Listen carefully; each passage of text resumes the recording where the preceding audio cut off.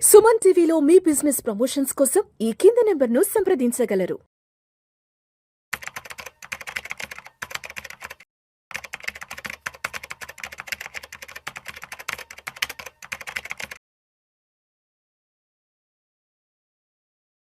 నమస్తే, welcome to Suman TV. నేను విష్ణు. ప్రస్తుతం మనతో పాటు amphi registered mutual fund distributor wealthy Chakradhar గారు ఉన్నారు. సార్తో మాట్లాడదాం. చక్రధర్ గారు నమస్తే సార్. నమస్తే అండి. Welcome to Vishnu talks and welcome to Suman TV. Thanks. So Chakradhar గారు, ఏంటి మార్కెట్లో గత 2-3 రోజుల నుంచి బాగా నెగటివ్ లోనే క్లోజ్ అవుతున్నాయి. ఇవాళ వీకెండ్ కూడా మార్కెట్లు బాగా నష్టాల్లోనే ట్రేడ్ అవుతున్నాయి. సెన్సెక్స్ ఏమో అదే 76,000 అదే 77,000 వద్ద కొనసాగుతోంది లాస్ట్ 10-15 రోజుల నుంచి. నిఫ్టీ విషయానికి వస్తే అదే 23 అదే 24,000 వద్ద. ఏంటి అసలు ప్రస్తుతానికి మార్కెట్లకు సంబంధించి ఎటువంటి న్యూస్ బాగా ఇంపాక్ట్ చేస్తుంది మార్కెట్లను అసలు? ఇది మామూలుగా మనం వారని అనుకోవచ్చు అండి. ఇంకా ఏదో కొలిక్ రాలేదు, డిస్కషన్స్ ఏవో ఫెయిల్ అవుతున్నాయి, అదొక మెయిన్ రీజన్ అయ్యిండొచ్చు. ఇప్పుడే కదండి, గతం లాస్ట్ 2 years చూసినా కూడా పరిస్థితి ఇలాగే ఉంది. మీరు చూస్తే గమనిస్తే సెప్టెంబర్ 2024 నుంచి కూడా మార్కెట్ పరిస్థితి ఇట్లాగే ఉంది. 2 రోజులు ముందుకు వెళ్తుంది, వెనక్కి వెళ్తుంది. 86,000 దాకా ఉన్న మార్కెట్ కాస్త 72,000కి వచ్చి మళ్ళీ 80,000 దాకా వెళ్ళి మళ్ళీ 60 అలాగే అక్కడే కొనసాగుతుంది మార్కెట్.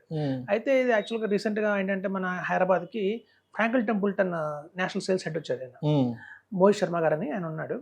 సో ఆయన మాకు ఏదంటే ఇక్కడ గ్రీన్ పార్క్ హోటల్లో బేగంపేటలో కలవడం జరిగింది లంచ్కి. సో లంచ్కి ఇన్వైట్ చేసినప్పుడు మేము డిస్కస్ చేసాం, అసలు ఏంటి సార్ మార్కెట్ పరిస్థితి ఏంటి, అసలు ఇట్లాగే ఉంటుందా.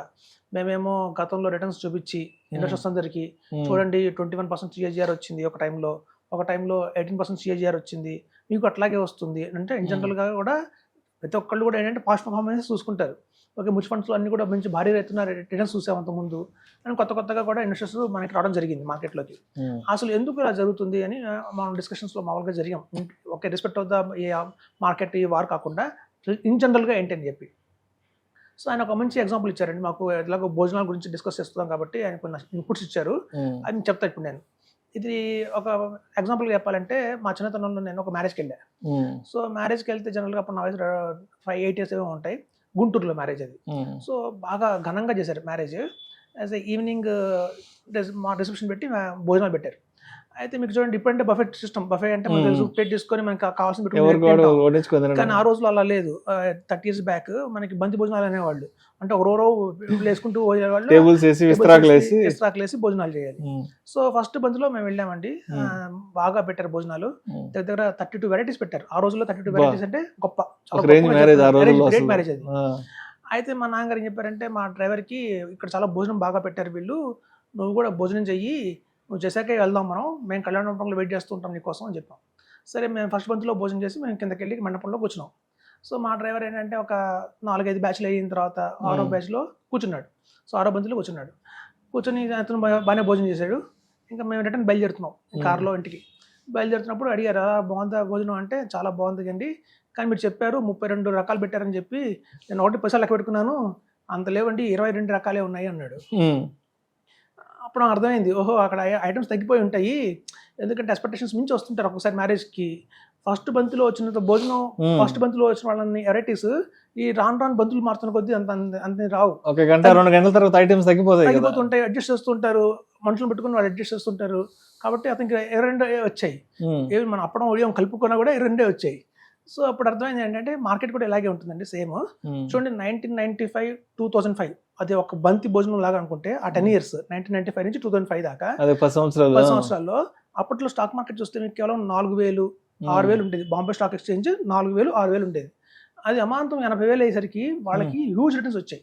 అంటే ఇప్పుడు 21%, 22% CAGR వాళ్ళు చూశారు. సో మీరు అలాగే చూస్తే 2005 నుంచి 2015 అది సెకండ్ బంతి భోజనం అనుకుంటే, అప్పుడు మార్కెట్ 20,000-25,000 ఉంది మార్కెట్. సో అప్పుడు ఎంటర్ అయిన వాళ్ళకి 80,000 రాగానే వాళ్ళకి 18% వచ్చింది. గతం కంటే కొంచెం తగ్గింది. ఇప్పుడు 2015 నుంచి 2025 ఏదైతే ఉందో ఈ బంతి భోజనం, ఇది మూడో బంతి భోజనం, మూడో ట్రిప్, వీళ్ళకి 15% కంటే రిటర్న్ రాలేదు. ఎందుకంటే వీళ్ళు ఎంటర్ అయ్యింది 40,000 లెవెల్ ఎంటర్ అయ్యారు. 40,000 ఎంటర్ అయ్యి 80,000కి దాకా వెళ్తే పెద్ద రిటర్న్ ఏం రాలేదు. అంటే ఈ last batch entry level number పెద్దదిగా ఉంది, 40-50 దగ్గర ఎంటర్ అయ్యారు. ఇప్పుడు 2000 గతం 2 years బ్యాక్ చూస్తే మీరు అందరూ 86,000 లెవెల్ ఎంటర్ అయ్యారు. ఇంకా వీళ్ళకి రిటర్న్ రావాలంటే స్టాక్ మార్కెట్ దగ్గర 1,20,000 దాటితే గానీ రిటర్న్ రాదు. సో ఈ 4వ బంతి భోజనం.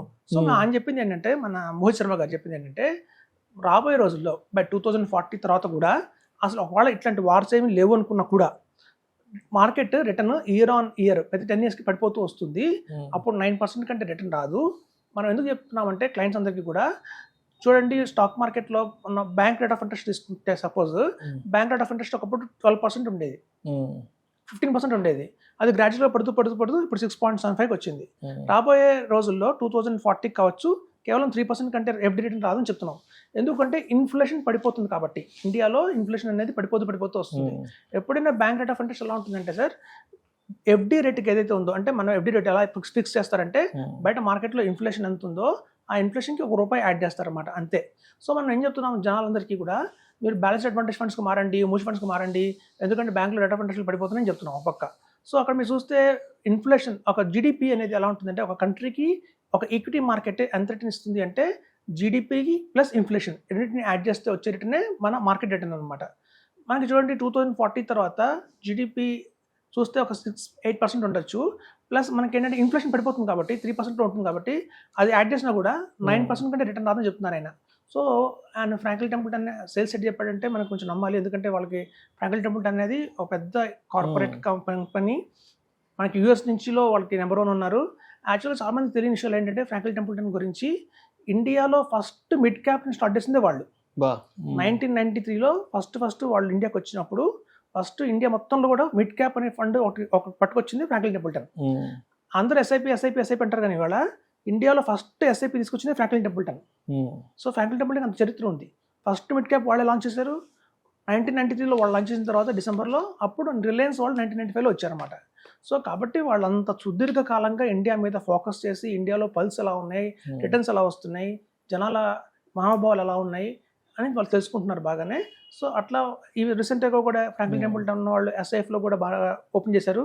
చాలామంది మీకు తెలుసు, ఇప్పుడు రీసెంట్ కంపెనీస్లో కూడా అన్ని ఐసిఐసిఐ కానివ్వండి, ఎడల్వేస్ కానివ్వండి, టాటా కానీ, ఎస్బీఐ కానివ్వండి, ఎస్ఐఎఫ్ స్టార్ట్ చేస్తున్నాయి.